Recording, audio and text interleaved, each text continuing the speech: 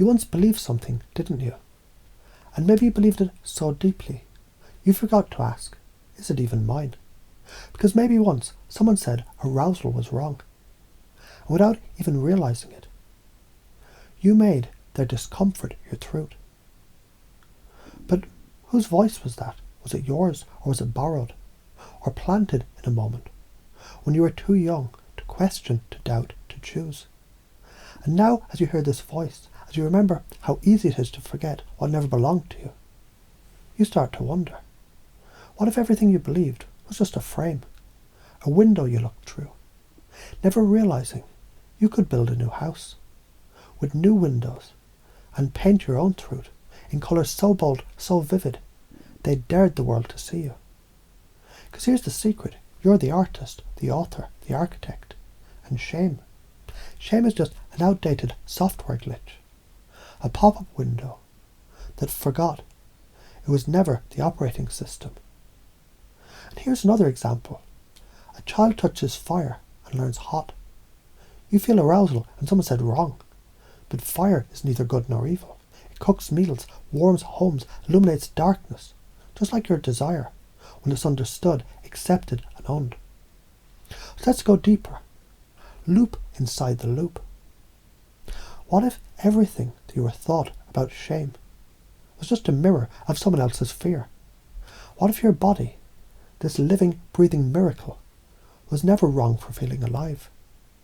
Because what is arousal really but energy, movement, power, a surge of life saying yes to itself? Yes, I feel. Yes, I desire. Yes, I burn with the electricity of existence. Now notice how that changes things, doesn't it? What once felt dirty now feels divine. What once brought guilt now brings grounding. Because this is no longer conflict. This is a conversation between your mind and body, between what you've been taught and what you know. And speaking of knowing, have you ever known something, not with your mind, but with your bones? That ancient knowing that says, I was never broken. I was just buried beneath belief. You're excavating now, digging out the fossils of falsehoods, brushing off the dust with curiosity, asking, what else have I believed that no longer serves me? Because now you believe that every emotion has a message, that every sensation is sacred, that your desire, your arousal, your fire is part of your wholeness, not a flaw to be hidden, but a force to be harnessed. Now ask yourself, what if shame was just the rust around a golden key? And you've held that key this whole time to unlock a new identity, confident, radiant, unapologetically real. What if sexuality isn't dirty but raw, radiant, revolutionary? What if your pleasure isn't a sin but a compass pointing you towards your truth? What if everything you feel is feedback, not failure? Just your nervous system asking, is this safe yet? And you get to answer, yes, now it is.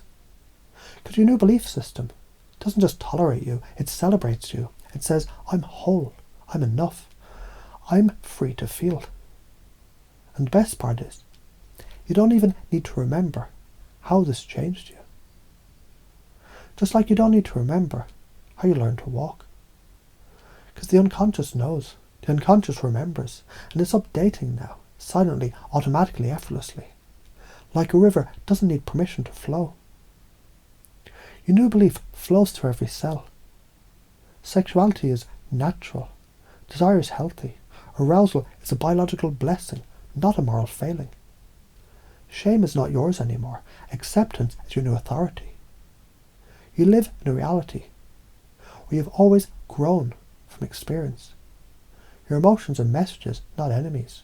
Your state creates your reality. Confidence is your native language. You radiate authenticity and others feel it. Every no from the past has led you to this yes. And here's one more example, one more loop in the spiral. A garden once choked by weeds can still bloom once light is let in. You are light. You're the gardener. You're the seed, the soil and the sun.